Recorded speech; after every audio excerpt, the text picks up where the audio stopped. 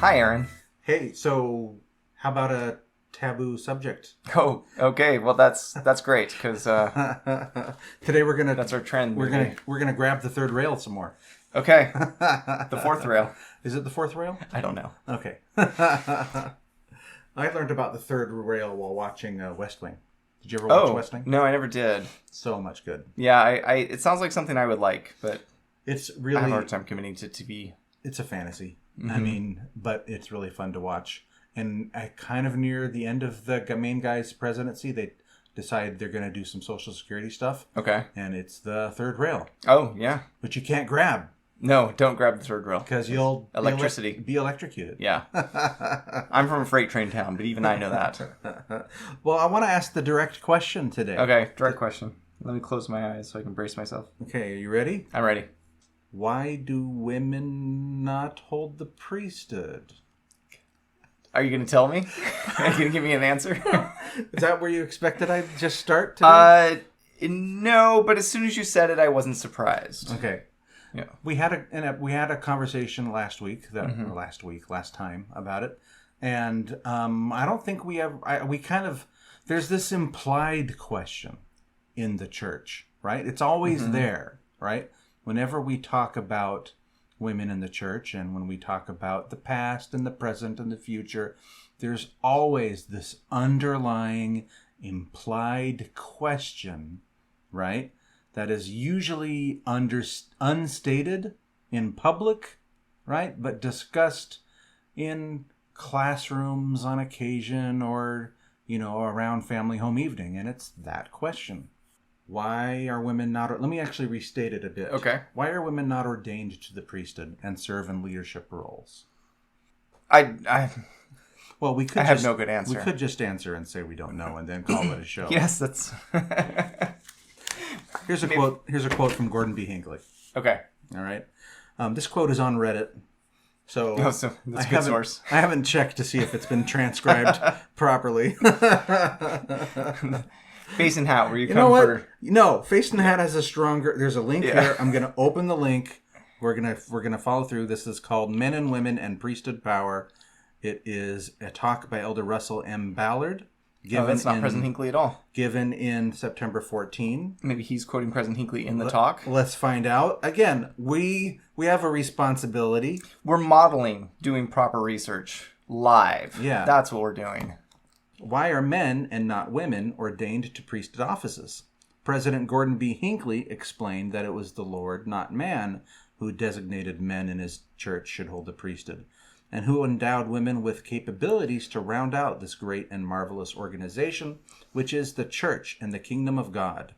Then, that's the end of President Hinckley's quote. Yeah. And Elder Ballard said, the Lord has not revealed why he has organized his church as he has. Let's stop for a minute. Okay. And not make a value statement, okay? Let's make value statements later. Okay. And let's start with definitions. Definitions, all right. All right. Take it away. Let's do some definitions. Let's do some history. Let's get some context. Okay? And I have to say, I want to say why I wanted to do a show on this topic. Okay. Right? It's because this topic about women in the church drives me. It makes me want to talk. It makes me want to read. It makes me want to think, right? Mm-hmm. It makes me want to look at history. It makes me want to look at religion. It makes me want to look deeper into the scriptures. And it makes me want to explore. So that's why I wanted to do another show on it, right? Yeah. And however many shows we did on it, it wouldn't really be enough, right? And again, I have a education in a different subject. What authority do I have to talk about this? What authority do you have to talk about this? Well, Aaron, yeah. we are saints. We are saints. Yeah. This is true.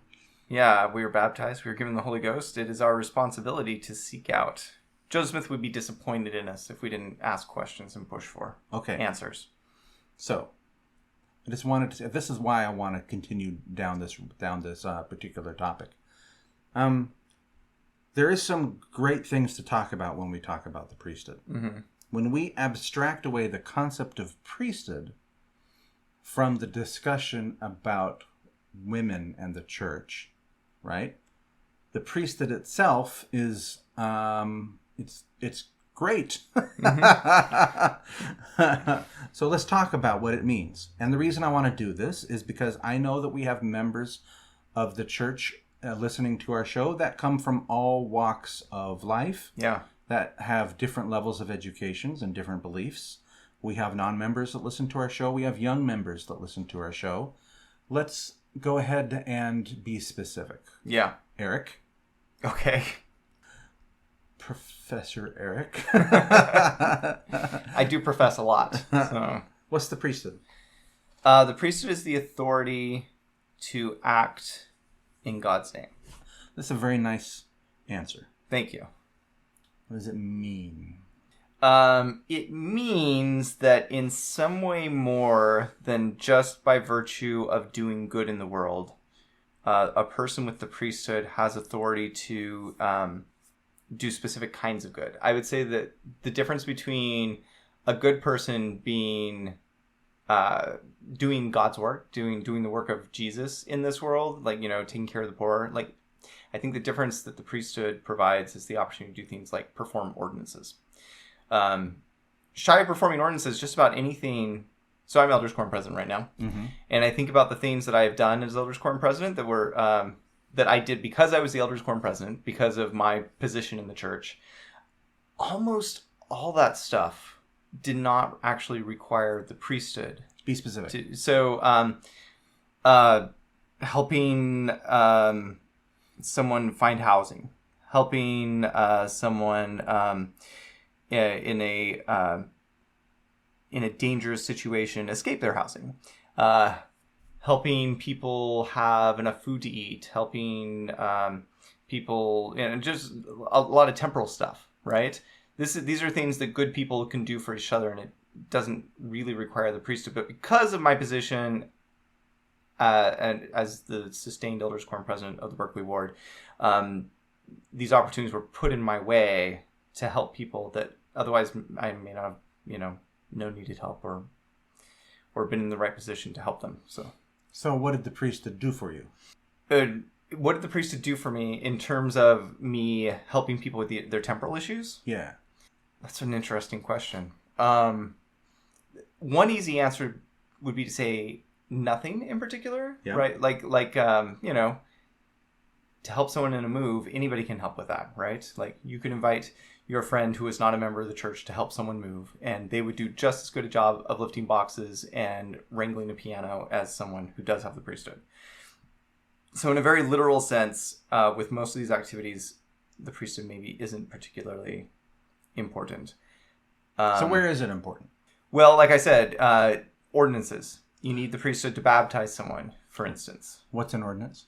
An ordinance is some sort of physical activity which carries spiritual importance. Yeah. Remember, I've mentioned this before. There's a definition. Yeah, I remember. I don't remember which episode it was. Yeah. If you can tell me, I will. That'd be great. An ordinance is a ceremony with I like the word ceremony. Yeah, ceremony is important because ceremonies are meaningless. And let me explain what I mean by that, right? What I mean is that when I take a nail and I hammer it into a wall, that nail stays there. Right? Sure. That's a physical act. Yeah. But when I put my hands on someone's head and say words, yes. Right? There's no physical measurement I can make that the universe has changed. Right? Yeah, that's a really interesting point. So it's a ceremony, but it has a physical meaning and a spiritual effect. Yes. So those are the two parts of the definition that it goes with it. Can I read you a sentence? Yeah. This is from an article we will identify by name later. Okay. But the sentence goes like this. Religious historians have long regarded ritual. I know... Ceremony and ritual. Yeah, these are all related ideas. Have long... Of course, ritual also includes things like, the talks in sacrament meeting, which are not ordinances, but they are part of the ritual. Anyway, so religious historians have long regarded ritual as a lens through which they can examine... I cannot read the next word. I'll explain more why later. Something communities... how? Through which they can examine how communities created and recreated their cultural world.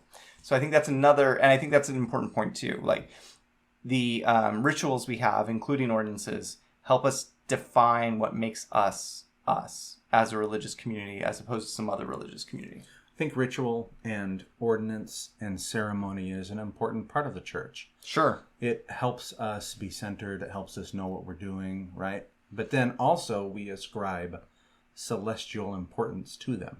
Yes. What are the 5 ordinances required for salvation? Baptism, confirmation, little squeakily, ordination to the priesthood. Yep, I'm being a stinker by using this number. Yeah, and then the endowment and sealings. Yeah, for the highest degree of the celestial kingdom. Yeah, tippity top.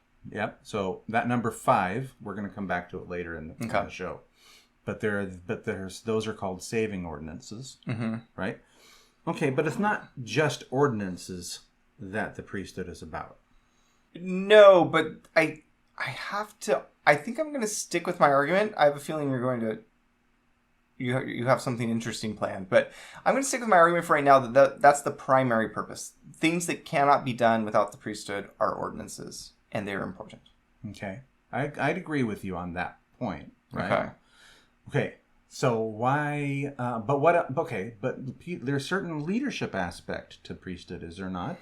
Yes. Okay. In fact, that's really the only definition in the Old Testament. Go on. Right. I mean, please correct me if I'm wrong, wise listenership, but priesthood in the Old Testament is just the priests and the things that only the priests can do, and the priesthood is the people, who do these things that only they can do, and. Well, outside of the church, you refer it to joining the priesthood. Sure, yeah. And I remember I don't remember who it was or what ward it was, but somebody was complaining how the bishop or whoever was conducting sacrament meeting would thank the priesthood for taking care of the sacrament, and said that's not the priesthood. The priesthood isn't people. The priesthood is this authority. Yeah. But in most Christian tradition and in Judaic tradition, I think it's fair to say that priesthood is the people. I think that's true. I mean, I'm not an expert in the vocabulary and the quirks of vocabulary in all Judeo-Christian traditions, but I think I'm being accurate when I say that. But of course, people use the words differently. I just shared a tweet with some of my Mormon literature friends from a Christian who was talking about the role of literature in the church, and it confused a couple of them because they didn't realize that she was an LDS. And when she says the church, like, it has a very different meaning than when Latter-day Saints talk about the church. Go on. When we say the church, we mean the Church of Jesus Christ of Latter-day Saints. We mean the leadership in Salt Lake City. We mean all the wards and branches and in the stakes of Zion scattered across the world. We mean a very specific religious tradition. But in a lot of Christianity, when you say the church, you just mean sort of this concept that of the Christian body. Like, I don't know that I fully understand what they mean by the church, but the church is just like Christians generally and everybody who attends a religious tradition, and it sort of includes churches generally. At least that's how she was using it. I don't know if say a Catholic, I suspect a Catholic would use the word a bit more like we do. Mm-hmm. And I think this terminology is probably more Protestant, but I don't know. I'm not an expert. This meaning of priesthood, this meaning of church and everything. Yeah. When I said before that priesthood and leadership are often joined. Yeah. Right? In our church, that isn't necessarily they're how can I describe this? It's not, though, but it is, but it's not, but it is. Until the Relief Society was formed, you had to have the priesthood have any sort of calling in the church. Mm-hmm. I think that's accurate. Well, okay, listen.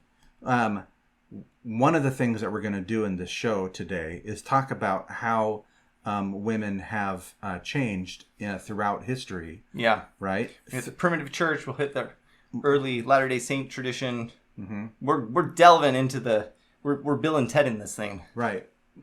Exactly. And one of the things that I found when I was looking into this is exactly as you say. But even the point of like praying in church and things that we would take for granted normally, mm-hmm. right? Were denied to women not so very long ago in our own tradition. In fact, let me read you this little bit here. This is from Mormonism and Women, which is a Wikipedia article.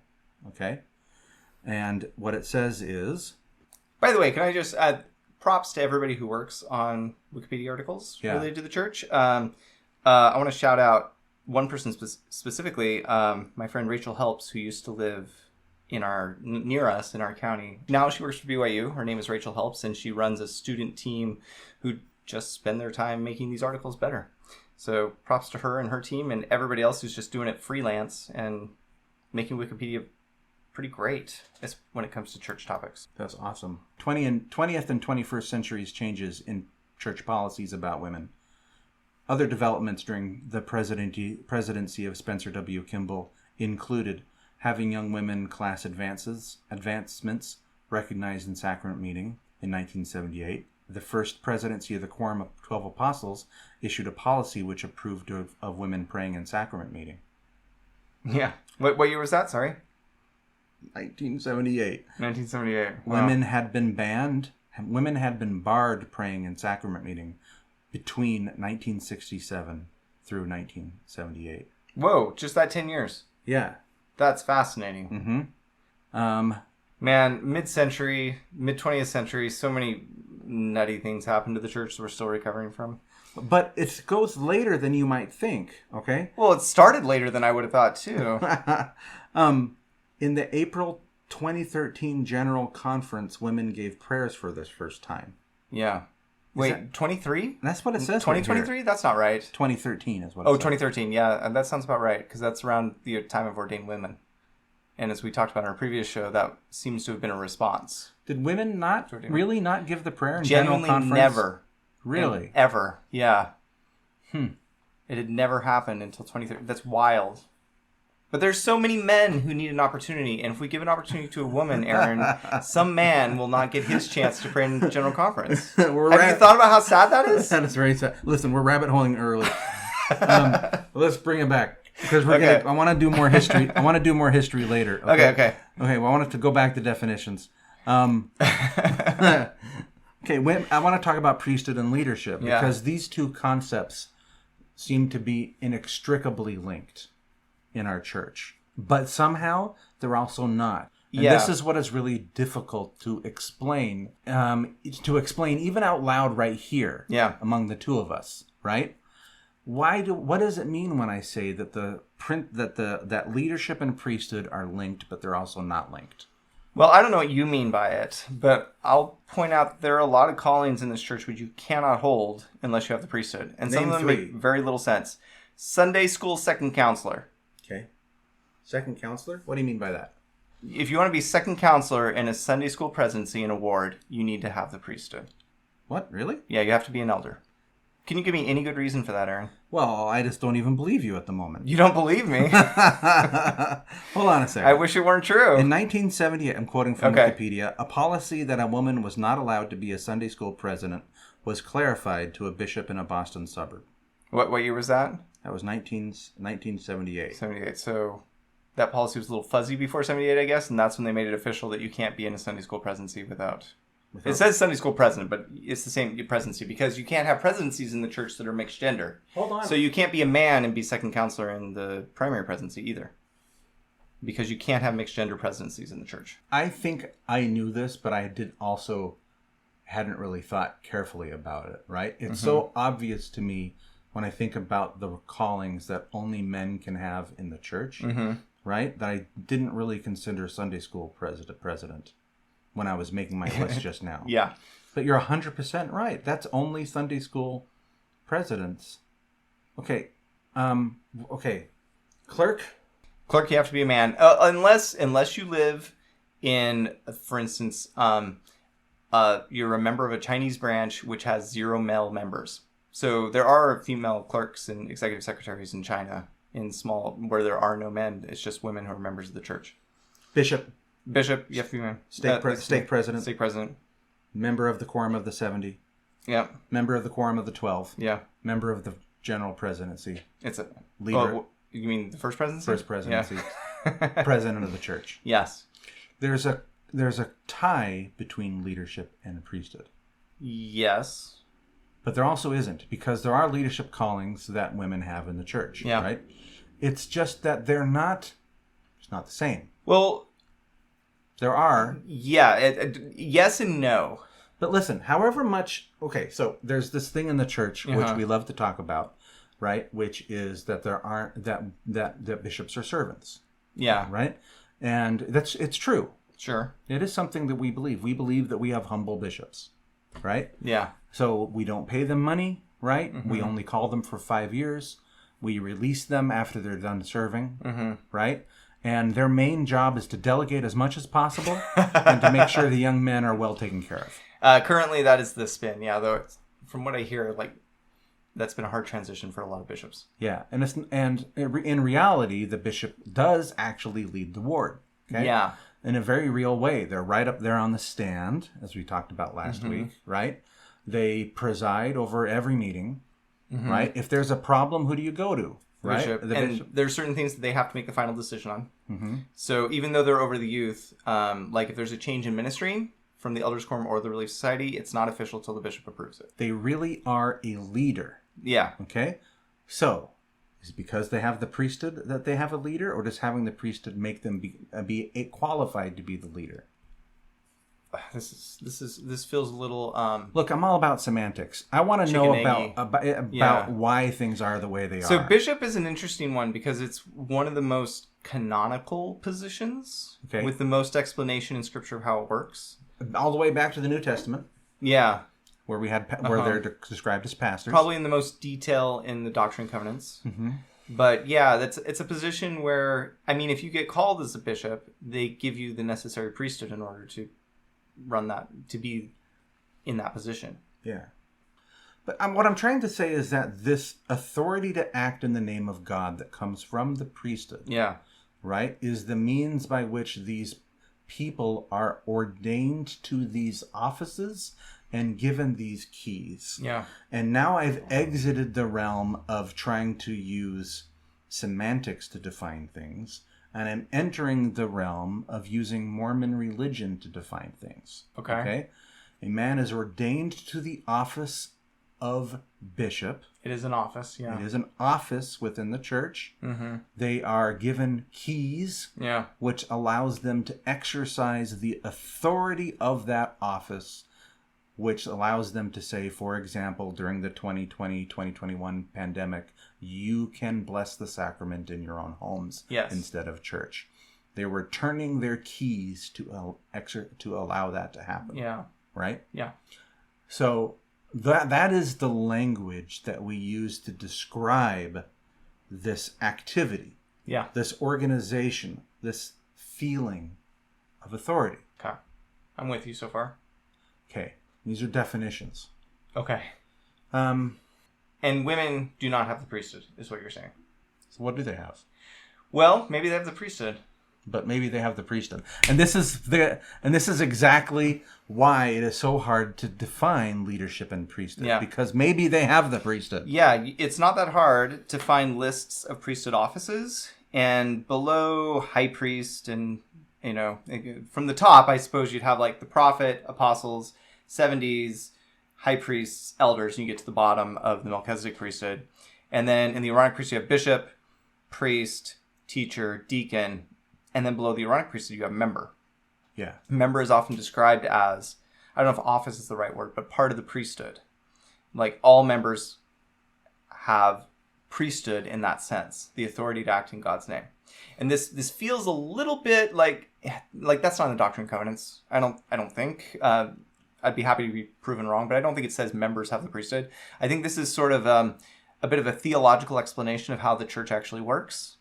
And the way it actually works is everybody must have priesthood because, as you point out, you can't do anything without priesthood for the church. And so since people who don't, quote, have the priesthood, unquote, must have the priesthood. Yes. And I want to now talk about what happens when you Google, LDS women priesthood. Those three words. Okay. All right. Well, of course, let's keep in mind that Google knows you. And so my results or somebody else's results might be different from yours. It's a great point. I'm going to open an incognito window. Alrighty. So, women, LDS, priesthood. It looks like I'm getting the same list. Okay. Let's hear it. The very first link is Women and the Priesthood by the churchofjesuschrist.org. Is that one of the essays? It is exactly a... What are those called? The doctrinal essays? No, actually, it's not an essay. Oh, what is it? Okay. I don't know. Let's get the answer. Okay, Women and the Priesthood. This is a web page, but it's churchofjesuschrist.org, Callings, Relief Society Organization, Work and Purpose, Women and Priesthood. So it's a table of contents to a bunch of essays. Actually, what it does is it says there's this opening set of quotes. Yeah. Okay. Then it gives scriptures that talk about priesthood, study resources that have a bunch of different gospel topics, including an essay, one of the gospel topic essays, and then a bunch of general conference talks. Let me read the quotes right at the top. Okay. First, President Russell M. Nelson. I entreat you to study prayerfully all the truths you can find out about priesthood power. Okay? Jean B. Bingham, Endowed with Power. Brigham Young University Women's Conference 2019 said, Often we women don't realize that the power through which we accomplish, quote, much good, unquote, in our callings and in our homes is an expression of priesthood power. As a matter of fact, all the good that is done in the world is done through God's power.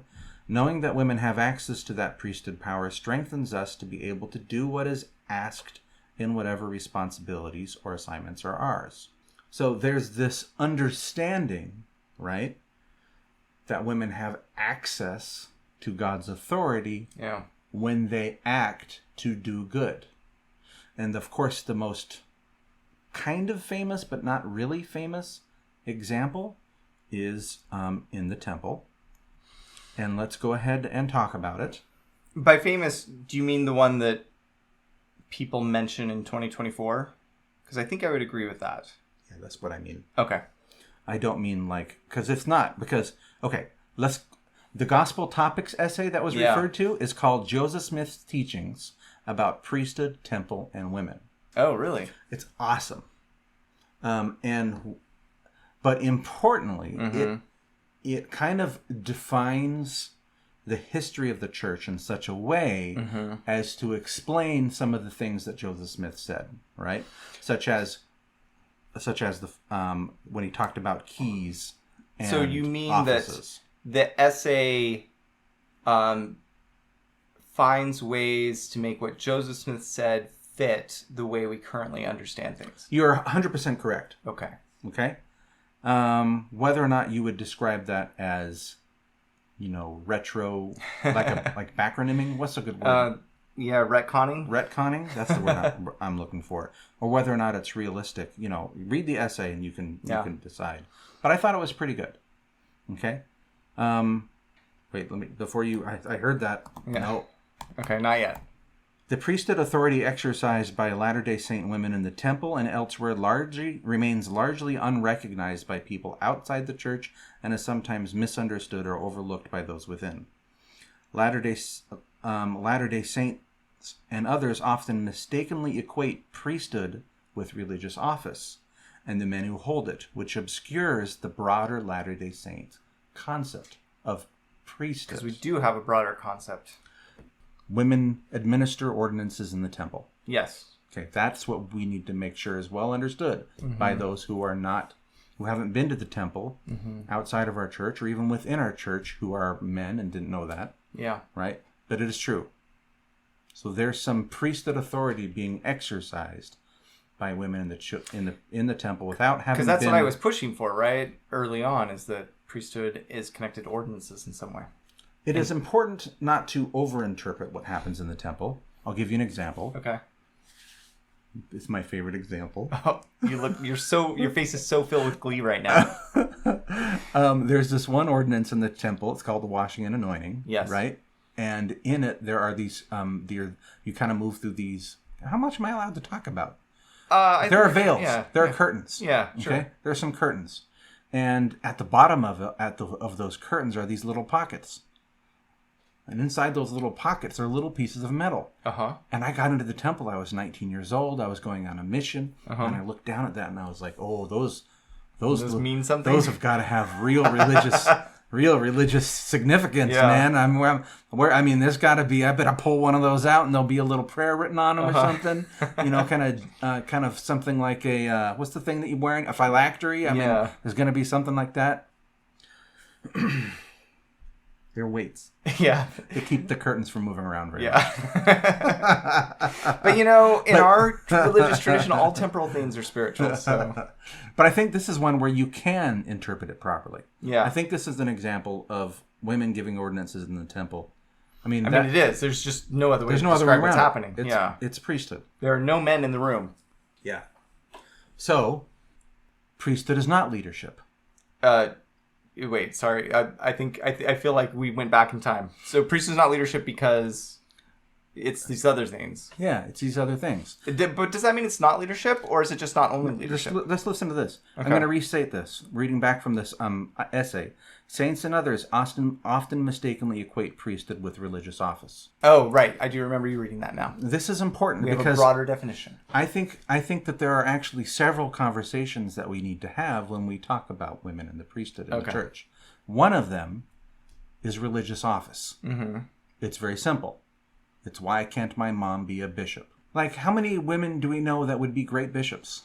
I think at this moment there are at least as many, if maybe a lot more. Yeah, women in our ward who I can imagine would be great bishops, being great bishops compared to the men, especially if you leave out the men who have already been bishops. Now there's a trap here that we don't want to fall into, the men are doofuses trap. No, like that's not what one of the saying. Laziest arguments to like put women on pedestals. No, it's the classic, because there's actually this awesome bit of analysis I heard once that the old household, men get freaked out by vacuum cleaners commercial that that exists right there. And then there's this other thing about multitasking that women are, they're really good at multitasking, right? It's all just a vague form of sexism, right? So yeah, to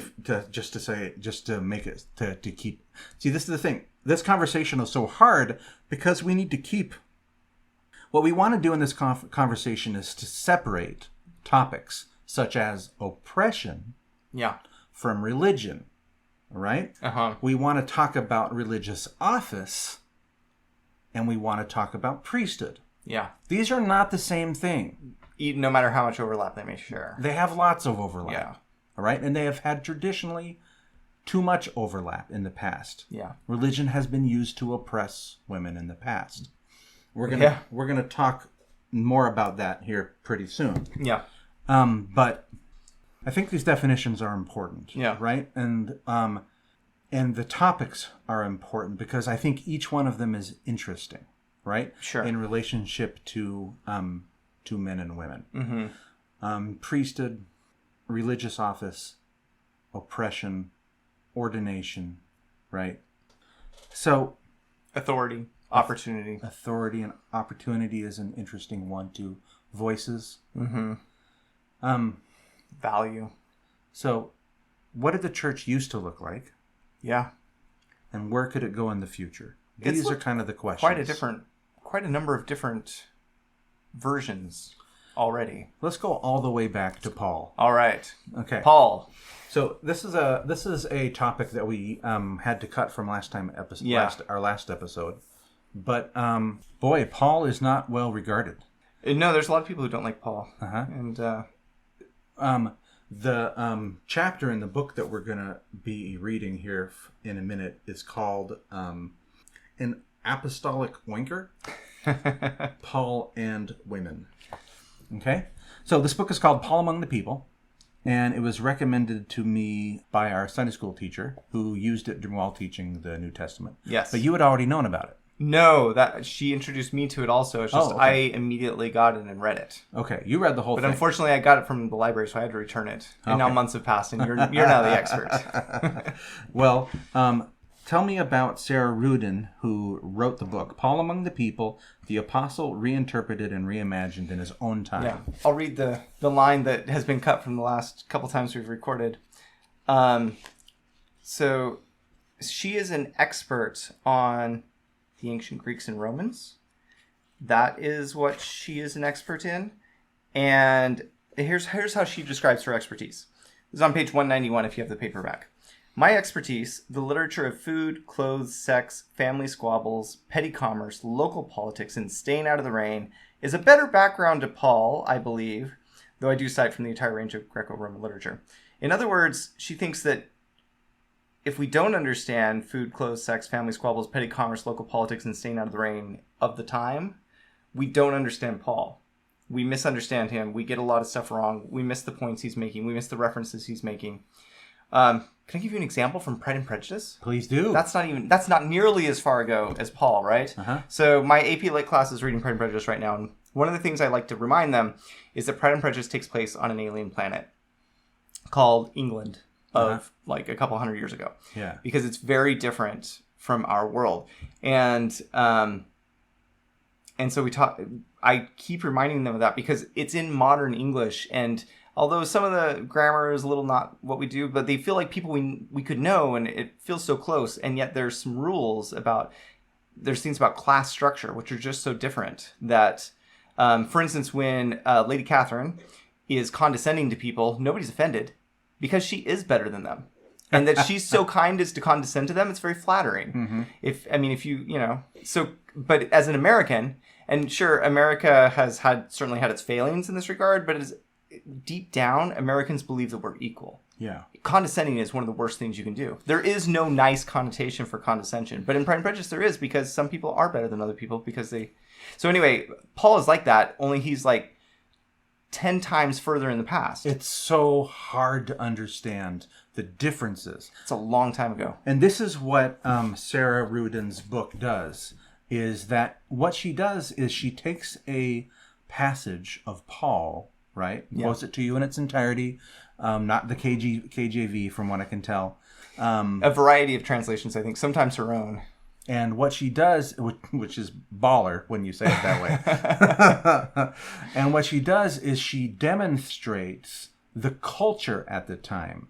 And boy, howdy, it was not great for women back then. No. Okay? Quite different from our world. In fact, it was so bad that I'm not going to quote some of the stuff that she talks about because it's too lurid for my own tastes. Yeah.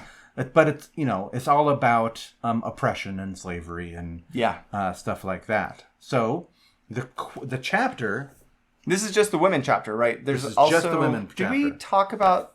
I feel like in an earlier episode we talked about the homosexual chapter. Did we? Maybe. I don't think we have. Maybe we haven't, but it's similar, and I forget what else is in there. But a lot of the... Oh, yeah, you have it in front of you. What are the other topics? So, no closet, no monsters. Paul and homosexuality. Just following orders, Paul and the state. Nobody here but us bondsmen, Paul and slavery. Yeah, so, I mean, slavery is such a good example, right? For us, in modern America, slavery is the one thing that pretty much everybody can agree on is bad. And that's just not how the ancient world viewed it. Slavery was a necessary thing, and it wasn't going anywhere anytime soon. It was a permanent part of culture, and nobody pretended it could be otherwise. And Paul is trying to navigate Christianity through a world where slavery is good. Women and boys are rapeable if you leave them out in the open, and just a lot of horrifying stuff. Yeah. There's 3 parts of Paul's writings that she covers here. One is about silence. One is about... Oh, yes, because this is one of the things Paul says, women better be silent in church. Yeah. We don't like that in 2024. Which, of course, is contradicted by the women should pray in church, but while they're veiled, which is the second one. Yeah, there are some contradictions in Paul. Which she goes into. Yeah. But then the third one is about marriage. You skipped the second one, I think. Second one is veils. Oh, okay, veils, right. Okay. And the silence, veils, and marriage. Silence, veils, and marriage. Gotcha. For each one of them, she puts them in historical context. Mm-hmm. But the veils one, to me, is the one... they're all good, but I wanted to focus on it, okay? Yeah. So here's the passage of Paul. 1 Corinthians 11, verses 2 through 16. I commend you because you remember me in everything and maintain the traditions just as I handed them on to you. But I want you to understand that Christ is the head of every man, and the husband is the head of his wife, and God is the head of Christ. Any man who prays or prophesies with something on his head disgraces his head. But any woman who prays or prophesies with her head unveiled disgraces her head. It is one and the same thing as having her head shaved. For if a woman will not veil herself, then she should cut off her hair. But it is disgraceful for a woman to have her hair cut off or to be shaved. She should wear a veil. Such nonsense from the modern perspective. Right? Okay. It does feel like nonsense to us. It's just like who cares about any of this? Do whatever you want with your hair. I don't care. It's not a spiritual question at all. But what she does, what Sarah Ruden does, is explain that hair was sexy. Yeah. Okay, and it was just immodest, right, to not wear this veil, and that's why married women wore them, okay? Yeah. And prostitutes did not. Right. Okay? But also you were only allowed to wear it if you were married or wealthy or something. You read it more recently. I'll let you fill in the deep gaps. Well, that's the point, is that it is the historical context here is totally missing. Yeah. For a us. class marker. When we read this, if you just sit down and you're like, okay, I'm going to do my come follow me reading. Yeah. Right? And you just read these verses, it's very different to us, and we just don't understand it, right? Let me go ahead and quote from Sarah Ruden. Dress was regulated in detail in Rome, talking about the veils. I think Paul's rule aimed toward an outrageous equality. Which is not how we would read it without this context that she's about to provide. All Christian women were to cover their heads in church, without distinction of beauty, wealth, respectability, or of privilege, so great as to allow toying with traditional appearances. The most hurtful thing about bareheaded, gorgeously coiffed wives might not have been their frivolity, but rather their thoughtless flaunting of styles that meant degradation to some of their sisters. As if a suburban matron attended an inner-city mission church in hip boots, a miniskirt, and a blonde wig. Perhaps the new decree made independent women of uncertain status or even slave women honorary wives in this setting. If the women complied, and later church tradition suggests that they did, you could have looked at a congregation and not necessarily have been able to tell who was an honored wife and mother and who had been forced to do other stuff. This had never happened in any public gathering before. This, I believe, was Paul's ingenious combination of common sense and radical defiance for dealing with a very touchy set of issues. What polytheistic literature can best add here is some context to show just how disturbing, how distracting to men and stigmatizing to women the lack of a veil could be. Times change. Times change. In other words. Yeah. Right? Oppression today in the United States, not as bad as it used to be. Right? And the religious interpretation of the expression of a veil means something totally different to them as it does to us. Yeah. So to Paul, when he says everyone wears a veil, it means everyone gets to be upper class, everyone gets to be respected, everyone gets to be loved. Because that's what the veil symbolized to them. So that was the church back then. The church today is different. And that's an important thing to note as we enter the next part of our discussion. Well, and the culture we live in is different. And we've talked about this before, but we're always influenced by the culture we're surrounded by too. Paul was, we are. So, returning to the priesthood. Okay. Let's talk about some of the expression of the priesthood that has changed over the course of the last 200 years. Okay. And here we go back to this distinction. Religious office versus the priesthood itself. Let's talk about the priesthood itself. Okay. The authority to act in the name of God. We've talked about how women have this authority According to current church rhetoric. According to certain church rhetoric in these situations. How has that changed compared to like Joseph Smith's time? Oh, a lot. Okay. Is that a segue into what I brought today? I'm teeing you up. Thank you very much. Did you know that, you know Wilford Woodruff, 4th president of the church? Yeah. He and his wife Phoebe went on a mission together when they were young to Maine. And while they were there, Wilford Woodruff got very sick. So Phoebe gave him a blessing, laid her hands on his head and gave him a blessing. Actually, I don't know if it was on his head. In the early days, blessings weren't necessarily on the head. They were sometimes on the afflicted part of the body. Mm-hmm. But that's what she did. What year was that again? This was probably the Kirtland era. So I would have been in the 1800s then. 1800s, yeah. He died in San Francisco. Oh, that's an interesting fact. Yeah. So just so everybody knows, I am reading an article that originally appeared in the Journal of Mormon History called Female Ritual Healing in Mormonism by Jonathan Stapley and Kristine Wright. Mm-hmm. This came out, I'm not exactly sure how, I believe I read it over 10 years ago. I don't remember the date. It will be available.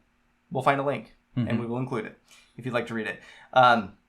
It's been a while since I read it. I printed it off for myself and my printer is dying, which is why I couldn't figure out what the word how was earlier. But it's over 80 pages long, Aaron. Okay. I didn't remember it was so long. It's filled with fascinating stories about women giving blessings. Let me read to you the opening of the article, if I may. First of all, do women give blessings nowadays in the church? Oh, I don't know if I want to do that, first of all. I just want to make the context known because it would be weird if you weren't a member of Wright Church. That's true. And didn't understand why what you're about to say is a big deal. I think that probably over 90% of living members of the church, probably over 95%, have never seen a woman give a blessing. Okay, go ahead. On March 2nd, 1876, 8 women from the Salt Lake 11th Ward gathered at the Wickens family home. They were fasting for Sister Wickens, who had developed a problem with her speech, and for a Sister Young, who had been a cripple for 20 years. Mary Ann Burnham Freeze described what followed. They had washed Sister Young preparatory to having her anointed, which ordinance I attempted to after we had prayers. Sister Lawson, again, I'm reading off a terrible print. Sister Lawson, being mouth, made an excellent and and humble prayer. Excellent and humble prayer. Then I called Sophia, last name. No last name. Then I called Sophia to seal the anointing, which she did in a praiseworthy manner for one so young. Then I called upon Jane to anoint the head of Sister Wickens and Sister... With oil, I presume? I assume so, because it does say anoint. Anoint. And that's how we would use the word now. But again, I'm not sure. Okay. So it's been a long time. Then I called upon Jane to anoint the head of Sister Wickens and Sister, starts with an N, Newsom maybe, to administer to her. They both did exceedingly well. I will here mention that we all laid our hands on when each one was administered to. Then it was proposed to bless Sister Lorne Febb, she being poorly. Sister Cushing anointed, and Sister Lawson blessed her. After we were through with these, Sister Aggie Tackett, who is very sick, who sent word for us to come and pray for her. We went in, and Lizzie Felt anointed, and I administered to her. Felt that they would all soon be healed. They were grateful to us, seemed to look upon us as ministering angels. So, just as an aside, those kind of detailed records and stuff is so cool that we have that kind of language written down. Keep your own journal. Yeah.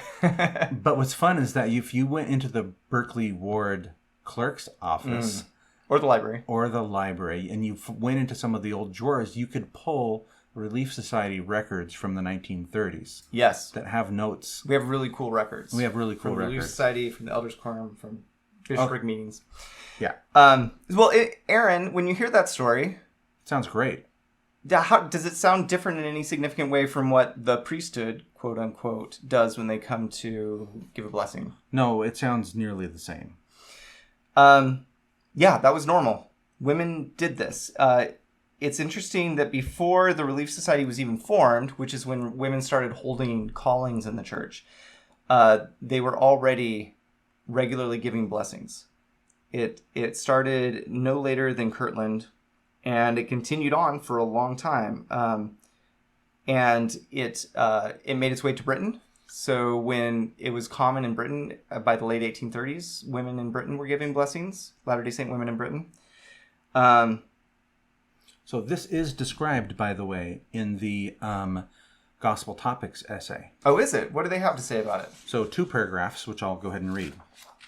During the 19th century, women frequently blessed the sick by the power of faith, and many women received priesthood blessings promising that they would have the gift of healing.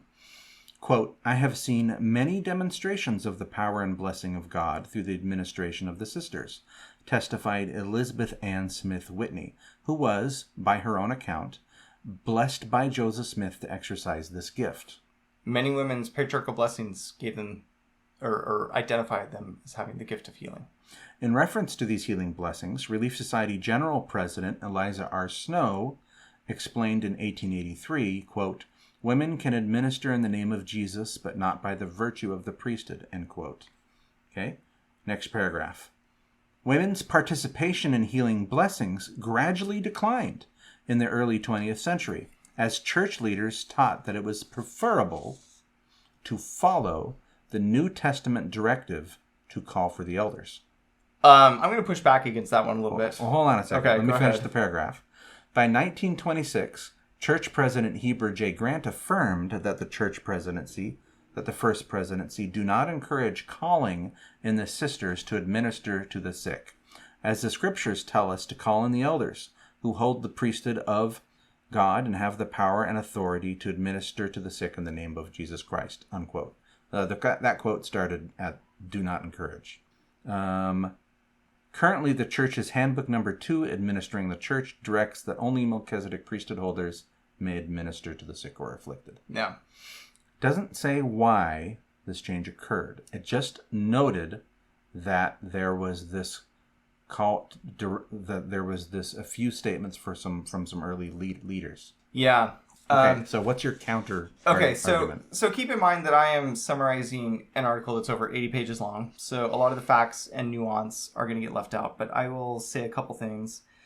One, okay, so yes, they were gradually reclining, and why? They were gradually reclining is what you said. Did I say reclining? You did. Oh, they were gradually declining, and why? Well, one reason that I think we can't ignore, and is related to what we talked about before, is just sort of Victorian and Edwardian mores, like women shouldn't do things.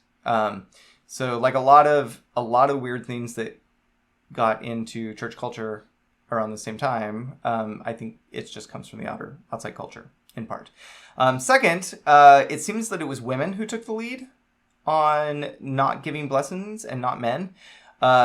Women were constantly writing the Relief Society General Presidency and the male leaders of the church in Salt Lake also, asking if it was okay if they gave blessings. And it became such a common question, and the brethren were so irritated having to answer it so much that they just made up a common response that was printed off, and they could just send back and say, yes, you can give blessings. Of course you can give blessings. Women have always given blessings. My mom gave blessings. Like, you can give blessings. And that sort of continued. But here's the thing, Aaron. If you continue to ask permission, and you need permission every time to do something, eventually someone's going to say no. And then the permission's gone. And you don't get to ask next time because now it's over. And that's essentially what happened. Like, the women kept asking so many times that eventually somebody thought better of it, and they started saying no. Well, there's some opinion there, which is, I agree with. But I want to know the reference for the form letter. Oh, okay. I have 84 pages, poorly printed. Mm-hmm. You're going to have to edit something out here while I look for it. Is it in this article? It is in this article, yes. Well, while you're waiting for me to find it, check this out. The Relief Society. This is, what you've shown me here is blessing the sick, soothe the sad, succor the distressed, visit the widow and fatherless. This is detail from a Relief Society banner from 1903. That's cool. It is cool. It's a pretty kind of old-timey stylized font. It's pretty cool. Click on the link and you can see it for yourself. Scroll down. It's on page 59. This is not what you asked for. Okay. But this is a fun story. Okay. In 1914, the Relief Society General Board invited President of the Church, Joseph F. Smith, to speak at its October General Conference. In delivering his discourse, Smith recounted a story in which he had told a good many times. He described visiting a remote region of the church where malaria was prevalent.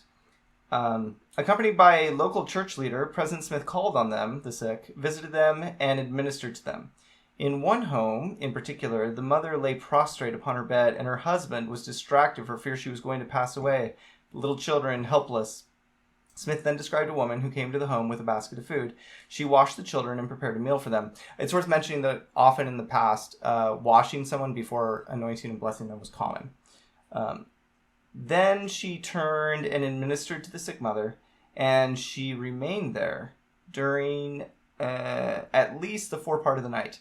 I asked, "How is this done?" "Well," she said, "our Relief Society is doing it. The society is providing those things. I am only acting here for the Relief Society. But for this evening until midnight." And I said, "Is this being done through the settlement? Is this being done throughout the settlement by the Relief Society?" She said, "Yes." And I added, "And none are neglected?" "No, not one. All are provided for. Yes, all are provided to the best of our ability." And I said in my heart, "God bless the Relief Society." I felt that the Lord would bless them because they were doing their work for the sick and the afflicted. The same day, Joseph F. Smith recounted this story to the Relief Society General Conference. He and his counselors wrote a circular letter to all stake presidents and bishops. They commented that the First Presidency frequently received questions in regard to washing and anointing our sisters preparatory to their confinement. Confinement meaning, pregnancy and giving birth and so forth. Even though the Relief Society previously sent circulars to answer such questions, there exists some uncertainty as to the proper persons to engage in this administration, with the result that the First Presidency have therefore considered it necessary to answer some of these questions and give such explanations as will place this matter in the right light. We quote some of these questions and give our answers. The answers reaffirm the consistent policies that any woman full of faith can participate in the rituals and that the Relief Society need not direct all administrations. The First Presidency affirmed that women have, quote, have the same right to administer to sick children and adults and may anoint and lay hands upon them in faith, unquote. The letter also carefully outlined the importance of reserving sealings to the priesthood and specified that being endowed was not prerequisite to ritual healing. Okay, so this is kind of exactly what I was asking for, actually. So, yeah, that was there. That was there. I knew it was Joseph F. Smith, so I was just hoping that we would get there, and we did. So Joseph F. Smith visited these islands? Is that what? It was just some remote area of the church. He was not clear about where. Okay, some people were sick. The women were administering to them, including washing and anointing. Yeah. And they said, "Is this fine?" And he said, "Yes." Right? Of course. Yeah. And then they did this other thing. Yeah. Right? That is a different narrative that is kind of presented here in this article. Yeah. This article really skips. It wasn't like the narrative kind of in this article, this gospel topic essay, kind of reads like women were doing this. Yeah. And then the men stopped it. Yeah. When in reality, it's more like women were doing this and men changed their minds. Yeah, kind of. I think there's a lot of things going on here. I don't want to oversimplify the narrative. Like, for instance, I'm really tempted to say something like women were partaking of the fruit, and then the world was saying, "Hey, women can't do stuff like this from the great and spacious building." They were embarrassed and they fell away. Because like that feels like a fair metaphor to me. Yeah. But I think it's also very unfair. I also think that just in defense of this article. Yes. This is a complicated subject. It's a complicated subject. They're doing the best they can. They're trying to turn into something you can read in 10 minutes. Mm-hmm. Also, I haven't spoken about this article with very many women who've read it. But the one thing that the women I've spoken to who have read this article feel is the greatest loss, and it was sort of touched on in what I just read, but it goes into more detail. Like, it was really common for women in their pregnancy to be blessed by other women in the Relief Society. And that was a really important ritual. It was part of being a pregnant Mormon woman, was having the other women come to you and wash you and anoint you and bless you in your confinement. And the women I've spoken to just find that really beautiful and wish that was still part of our tradition. Do you think that it was stopped, or did they just stop? See the difference in what I said? Yeah. So I'm going to give you a parallel story real quick. Another thing that the church used to do was baptize for healings. Like you could get baptized for a healing. What are you talking about? This is a real thing, Aaron. And it was something... In fact, I have here another picture from the article. You want to check that out? Don't try to read the temple recommend. Just read the caption. The temple recommend... These are 2 temple recommends, right? I think they might be front and back. Could be front and back. Recommends of Ethel Naylor for the Logan Temple. The 1918 recommend allows her to be baptized for her health. And the 1920 recommend is for anointing for her health and endowments for the dead. So it is 2 recommends. Yeah. All right. Photocopy of the original in possession of Benedict E. Mortensen, used by permission. All right. So we don't baptize for healings anymore. Have you? I take it from your initial reaction. Literally never heard of this. Yes. Okay. We don't do that anymore. So here's another thing. I already knocked like Victorian culture, but here's another thing that I think that's happened is that as time has gone on and we've come to understand things like germ theory, as one example, and the sciences more generally, and we understand how the human body works more. Baptisms for healing, once you learn about germ theory, it doesn't sound like a particularly good idea to have all the sick people get in the same water. You mean in the same petri dish? Yeah. So that fell away largely, I think, because of science. Honestly, I mean, on this show we don't like pitting science and religion against each other. Oh, sure we do. But I think that's what happened here, and I suspect that something similar happened with blessings. Like women don't need a blessing to get through their pregnancy safely. Yeah. They need a good someone with medical experience. I had an experience. I'm a little embarrassed about this, and I didn't even realize it until it was too late. But I came down with COVID a few weeks ago. Mm-hmm. And yeah, I tested as my parents and found out I was positive as my parents were driving up to see us for the weekend. Mm-hmm. So my parents basically got there, turned around and went back home. I'm sorry, Mom. Yeah. 12 hours in the car for like maybe an hour at our house. Like, rough beats. Yeah, it was bad.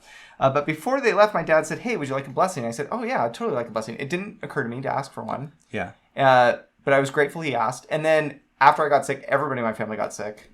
And I can blame this partially on the fact that I also had COVID and was just lying in bed mostly. Mm-hmm. But on the other hand, I didn't think to offer my family blessings, and nobody asked me for one. Yeah. I think that I've had experiences where I definitely believe that blessings and prayer can be beneficial to health. I absolutely believe that. I have experiences, but I am a modern science-centered human from the 2020s, mm-hmm. and it's just not the first thing I think about. The first thing I think about is getting proper rest and getting sufficient hydration, and maybe if it's early enough in the illness to get some antivirals and quarantine. Mm-hmm. Right. So I'm focused on things, and I don't think that's wrong. It's greater light and knowledge, right? We've had COVID in our house. Yeah. That passed through the house and didn't infect some of our family members. Oh, good for you guys. Because of quarantine. Properly quarantining. Yeah, so I don't want to oversimplify or overcomplicate this, but I think there's just so many moving parts here. And I think it's a tragedy that we've lost the tradition of women giving blessings, especially to pregnant women, because it seems like that's a real gap. Seems nice. Yeah. I like it. And then I've mentioned this on the show before too, but in the 80s, my parents came home from the adult session of stake conference once, instructed by the stake presidency that mothers should be standing in on blessings fathers give. Mm-hmm.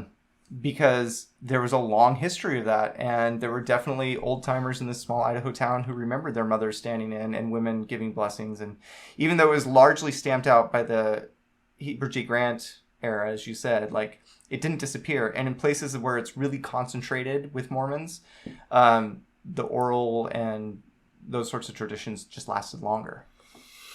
But it never became, when church ritual became entirely written. I have in my wallet a little trifold paper that tells me how to do every single ordinance that I am authorized to do. Yeah.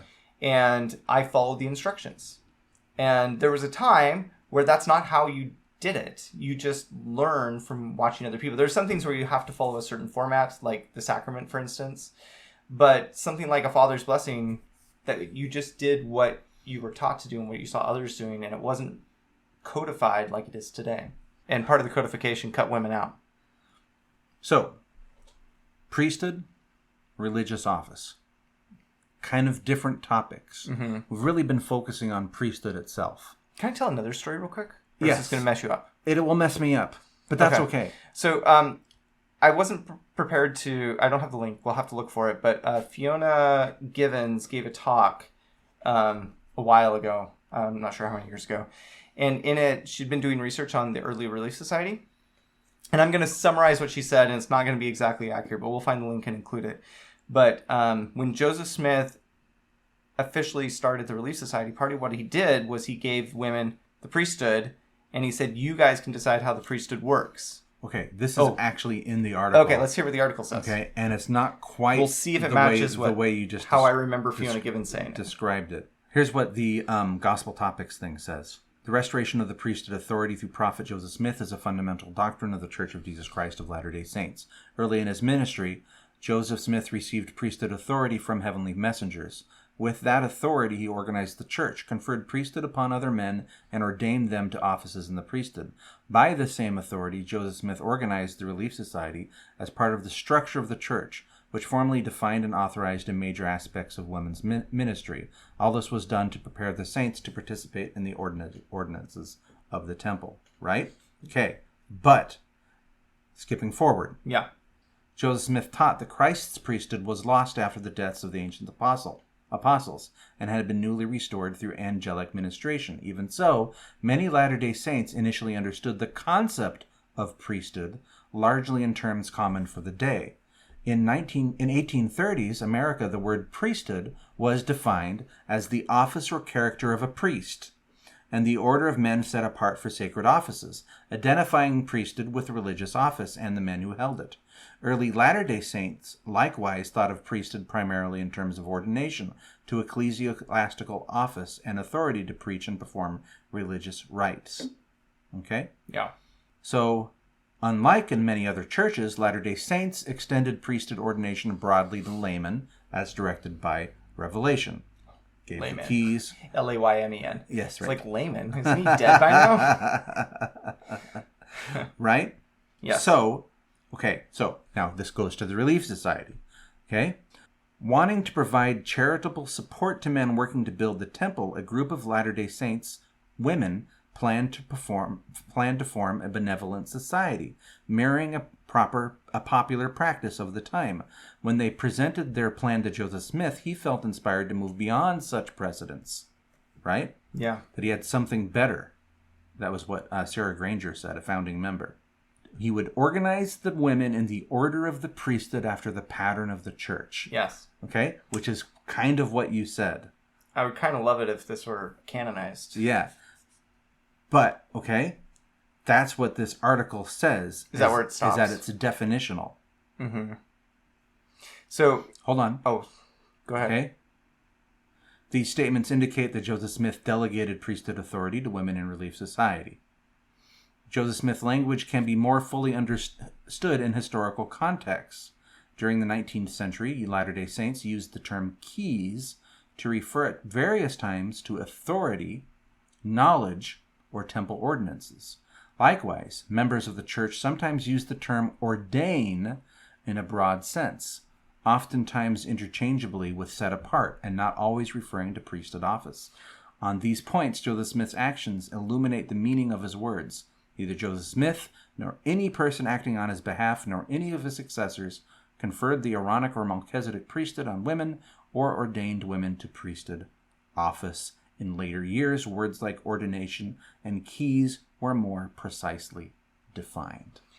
So this article argues that the language that you're using, okay, and that Joseph Smith used was more precisely, that it mirrored kind of the understanding of the day and was more precisely refined to kind of exclude the meaning that you want to ascribe to it, which is that women were given priesthood authority in the same way that you would think of it nowadays. Ordained to the priesthood. Yeah. So 2 points. Okay. First of all, that's what the article says. That's what the article says. And I'm not saying I'm not in the business of saying it's wrong. Yeah. I'm just going to give an argument against it. Okay, great. First, it's interesting to say that we now use the words more precisely, because essentially what you're saying is Joseph Smith didn't know what he was doing. Yeah.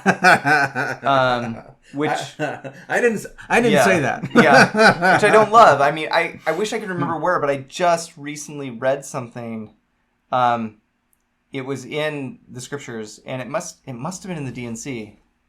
Yeah, it was in. I don't remember what section it was, but I was reading the D&C while I was in the temple last week, and while I was waiting for an endowment session to start, and it said that someone was being ordained. I want to say it was a woman being ordained, and the footnote said, or set apart.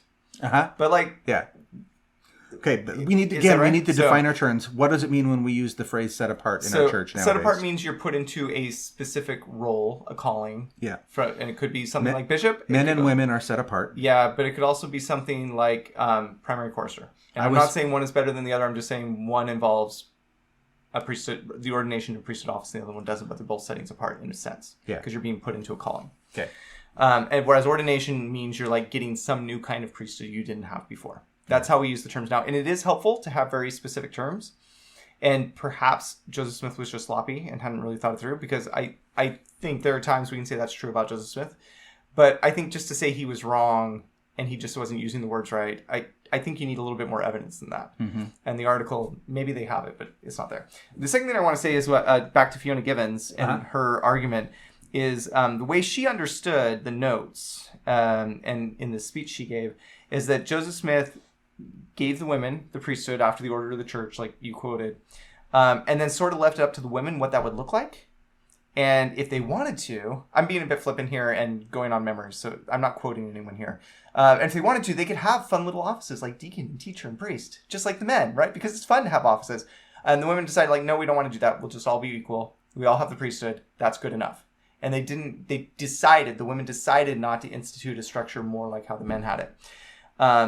Okay, so what you just all said was interesting, but I want to see the article. Yeah, I will have to find it, and we'll include it in the show notes. And I mean, if you want me to start searching, I can. No. Quick, but... What we'll do is we'll include it, and if you're wrong about what Fiona said, I'll say that in the show notes. Okay, sounds good.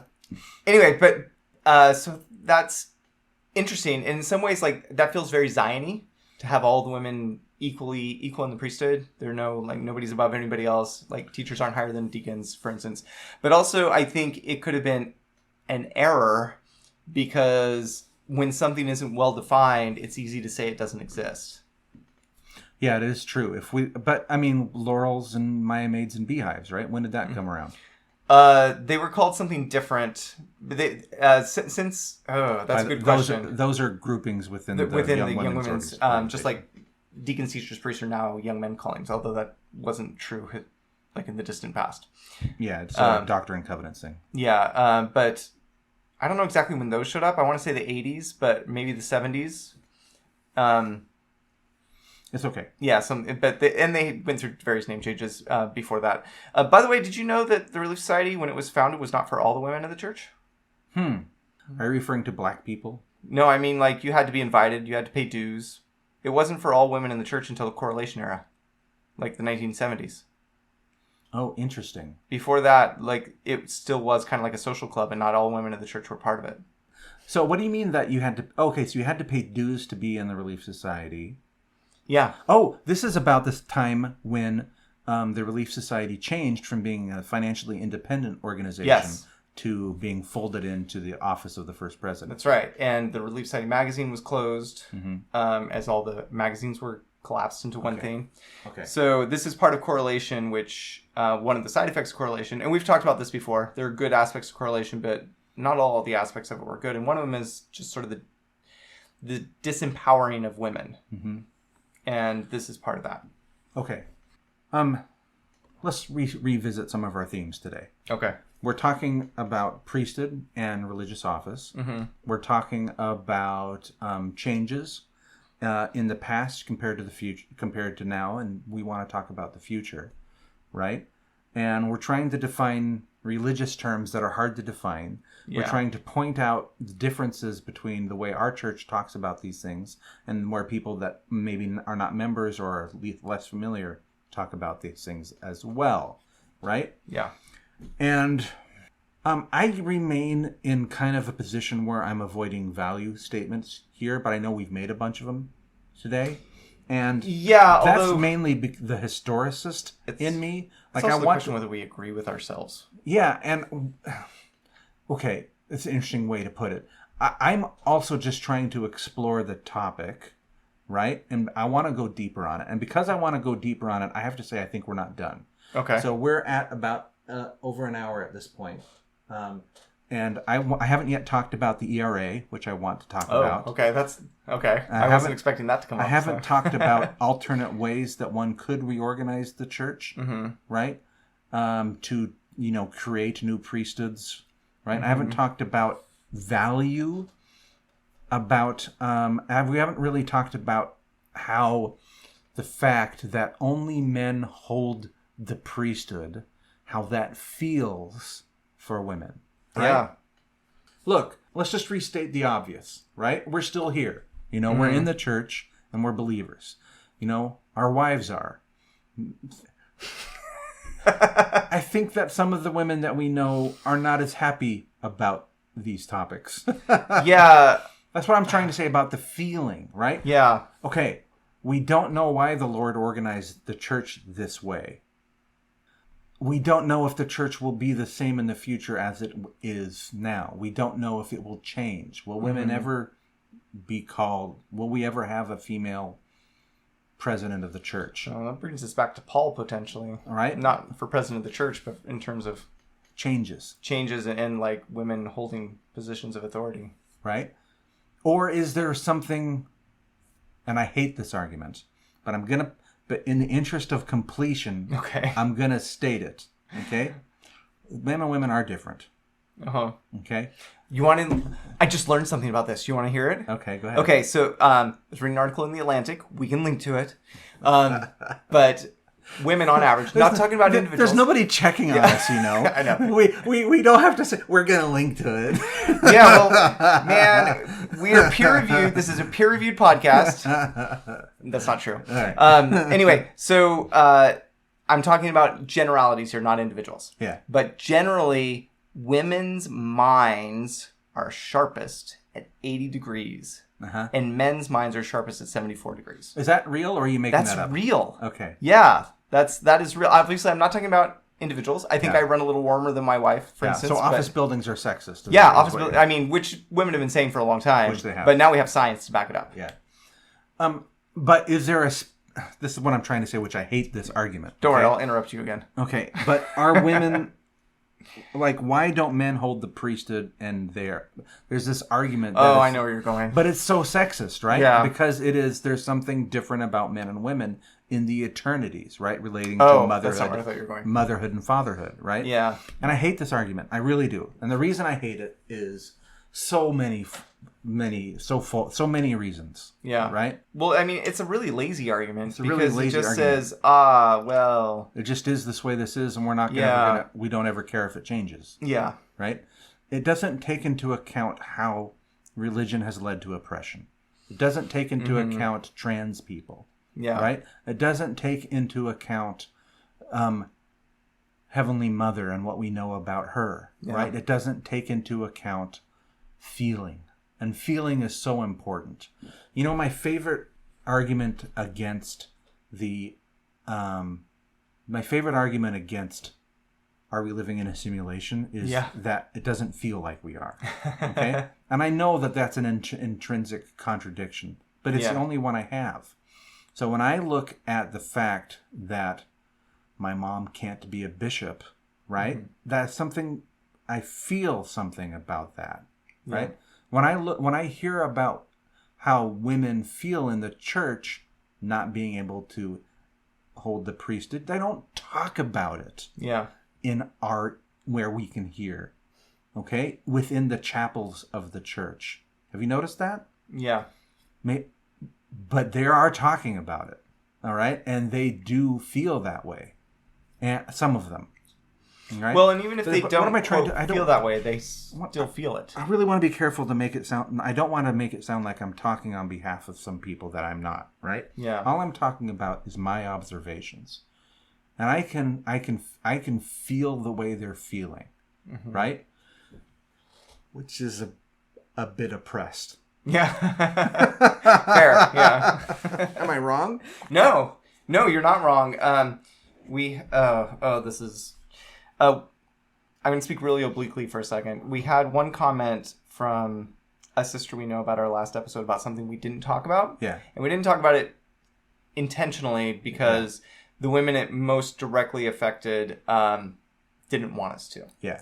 And so I'm going to continue with super obliqueness. But one of those women has, even though I feel like I'm pretty up on this sort of stuff, like she's really good at not letting us fall into old assumptions. She's really good at saying what she is feeling, that it's really easy for men to forget about because we don't have to think about it.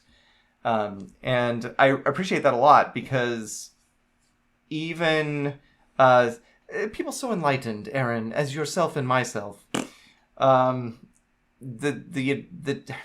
you're in the advantage class, you just don't have to understand how the disadvantage class figures. Yeah. Like, and no matter how hard you try, you will never be able to think about it as clearly as they do. You read the scripture, Adam fell that men might be, and men are that they might have joy, and you love it your entire life. Yeah. I'm speaking from example because I just taught this lesson.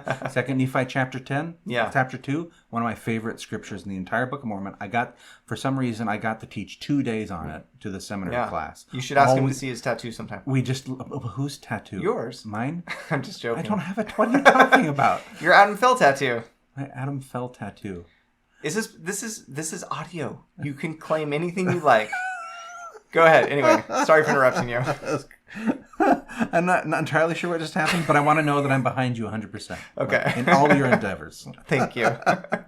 Adam fell that men might be and men are that might have joy is one of my absolute favorite scriptures. Yeah. I taught it to my kids when we would read this Book of Mormon together when we were younger. And I was putting to bed and I was tired and I didn't want to read it, right? I would recite that verse from memory. My kids knew that verse, right? Yeah. It's one of the most, the old seminary video that says, that has the guy who was like a religious guy in Italy. Oh, I love that one. Who was it's part Francesco of or something. Yeah, Francesco. Yeah, Di Francesca or something. Di Francesco. I forget. Yeah, I love that one. And he says, why are we... A rare possession. It's on YouTube. Someone asks him, like, why are we even here? And he says, men are that they might have joy. Adam fell that men might be. And the guy was like, whoa, that is so cool, because it is so cool. Yeah. Right? We believe that the fall was on purpose. Yeah. We believe we're here because we can have joy. Amen. Okay? And yet, it is a biased verse. Eve is left out of that verse. Eve is left out of that verse because it wasn't Adam that fell. It was Adam and Eve that fell. Well, it was even Adam, really. It was even Adam that fell. And the proper way to read that verse is even Adam fell that men might... Gee, I just screwed it up right there. It's challenging. Even Adam fell that... Okay, no. Oh, no. Even Adam fell that people might be, and people are that they might have joy. Right? Yeah. That's a modern reading of that scripture. And I heard someone at church recently read it that way. Mm-hmm. And it was very powerful to me. And so I tried to incorporate that into my seminary lesson and for it to be inclusive. 100 years ago, it wouldn't have mattered. People... Well, it did matter. No. Okay, but it wouldn't have... People didn't bump against it. Yeah, they didn't... Yeah. Right? It wouldn't have triggered... The number of people who thought about it was... presumably much smaller. Well, I don't know. I mean, maybe they did, but it's hard to say. We weren't there. But my point is that we've got to start looking for these opportunities. Yeah. Okay. So I think we should do another show on this topic, and let's just continue this conversation where we ended off. So I just started reading the Brief Theological Introduction series of books published by the Neil Maxwell Institute on the Book of Mormon, and I'm almost done with First Nephi. The only chapter I have left is Where are the Women in First Nephi? And I have to say the book has been brilliant so far. I almost brought it up a couple times in this conversation. It was a little tangential, so I left it out. But I think that next chapter may be relevant to our... So the chapter is called again? I don't know what it's called, but... Where are the women in First Nephi? But basically, the book is it's one book on First Nephi. Yeah. The first half of the book was about the structure of First Nephi. He pointed out a lot of stuff I hadn't really thought about before in terms of how the book is structured and how that points us to think about certain things. And then the second half is sort of the big three questions that people have, like... what's the deal with killing Laban? Mm-hmm. What's the deal with Laban and Lemuel? And then where are the women? Mm-hmm. And so I have just Where are the Women left. Well, that sounds awesome. They're really good books. I based that on the first one. So yeah, we're clearly not done. Yeah, but that's okay. We'll do it again. And I didn't get to share my St. Augustine story. Okay, I'll hold it. Okay, yeah. We're a proud member of the Dialogue Podcasting Network. Yeah, they have a new podcast. Okay. Blair Hodges, an acquaintance of mine, has started a new one called Family Proclamations. Okay. Might want to check it out. Okay, I like the title of that one. We thank Daniel Foster Smith for our music, and we especially thank our Discordians. We got way more feedback than we've ever gotten on Discord from our last episode, and we really enjoyed it. And I think it's fair to say Discord is fairly male-centric. It probably is, and yeah, I wish it would was. Love to have more people join us. Yeah, please do. And is that it? Are we done? No. I mean, but we'll have to come back. I really feel like I haven't talked about a tenth of what I want to talk about. Same on this face topic. and hat time. Same face and hat channel. Okay. More women, more conversation, less oppression. Let's go. 2 guys talking. Bye, Eric. See ya.